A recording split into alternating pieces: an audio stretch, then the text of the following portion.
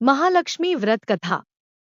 भारतवर्ष के सौराष्ट्र देश में द्वापर युग की यह कहानी हुई है। सौराष्ट्र में उस समय भद्रश्रवा नाम के राजा थे। वे बड़े पराक्रमी राजा थे।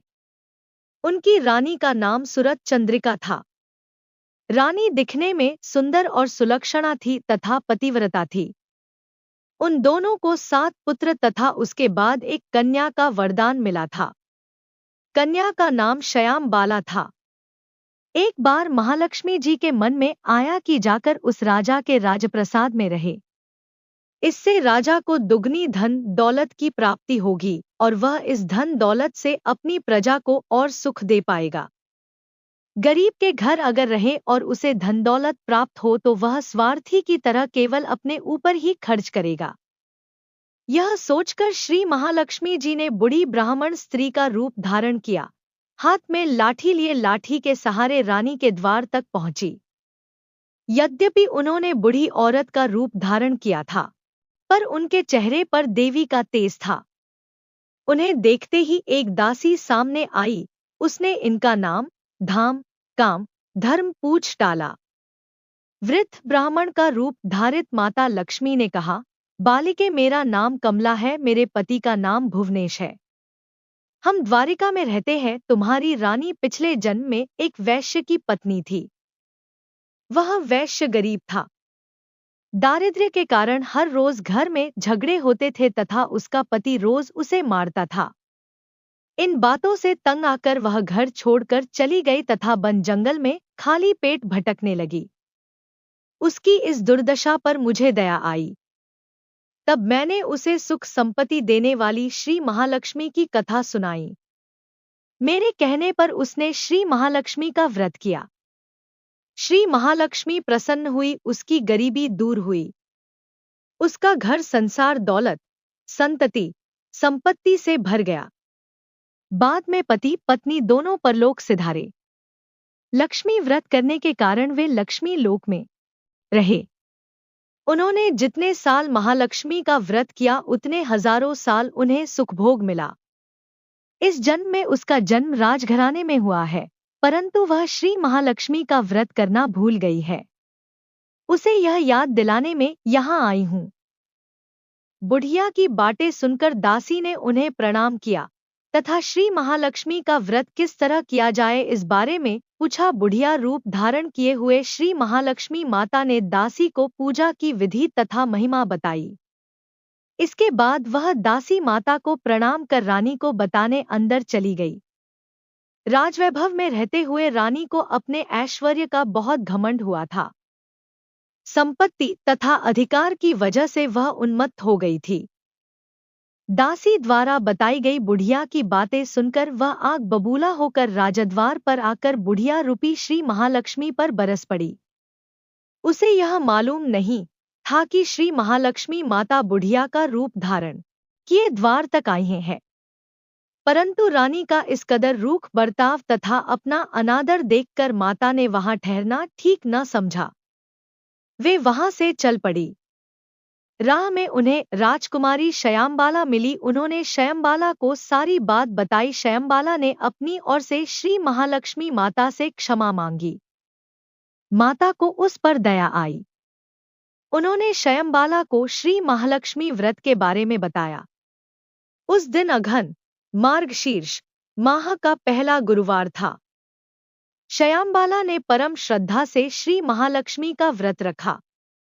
फलस्वरूप राजा सिद्धेश्वर के सुपुत्र मालाधर से उसका विवाह हुआ। वह धन दौलत, ऐश्वर्य, वैभव से मालामाल हो गई।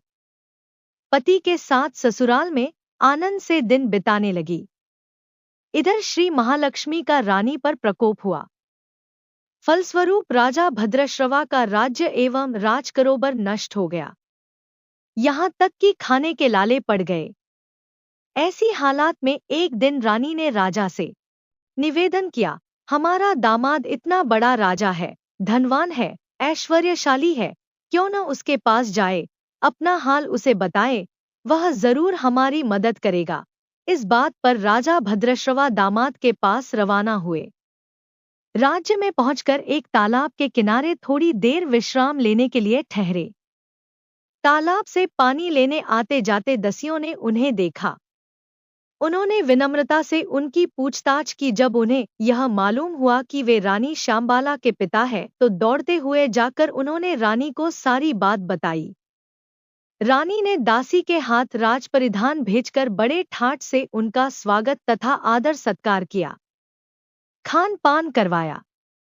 जब वे लौटने लगे तो सोने की मोहरों से भरा घड़ा दिया। राजा भद्रश्रवा जब वापस लौटे तो उन्हें देखकर रानी सूरत चंद्रिका खुश हुई।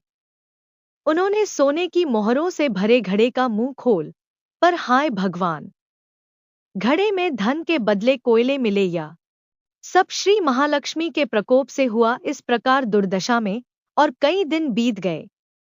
इस बार रानी स्वयं अपनी कन्या के पास गई। वह दिन अघन माह का अंतिम गुरुवार था। श्यामबाल ने श्री महालक्ष्मी का व्रत किया, पूजा की, अपनी माता से भी व्रत करवाया। इसके बाद रानी अपने घर आई। श्री महालक्ष्मी का व्रत रखने पर उसे फिर से अपना राजपाट, धन दौलत, ऐश्वर्य प्राप्त हुआ। वह फिर से सुख, शांति, आनंदमय जीवन बिताने लगी। कुछ दिनों बाद राजकन्या श्यामबाला अपने पिता के घर आई।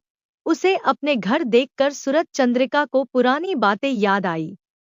यही कि श्यामबाला ने अपने पिता को घड़ा भर कोयला दिया था और उसे तो कुछ भी नहीं दिया था। इसी कारण श्यामबाला को पिता के घर आने पर उसका कोई आदर आतिथ्य नहीं हुआ, बल्कि अनादर हुआ। पर उसने इस बात का बुरा नहीं माना। अपने घर लौटते समय उसने पिता के घर से थोड़ा नमक ले लिया। आपने घर लौटने पर उसके पति ने पूछ, अपने मायके से क्या लाई हो? इस पर उसने जवाब दिया, वहां का सार लाई हूं। पति ने पूछा, इसका मतलब क्या हुआ? श्यामबाला ने कहा, थोड़ा धीरज रखे, सब मालूम हो जाएगा।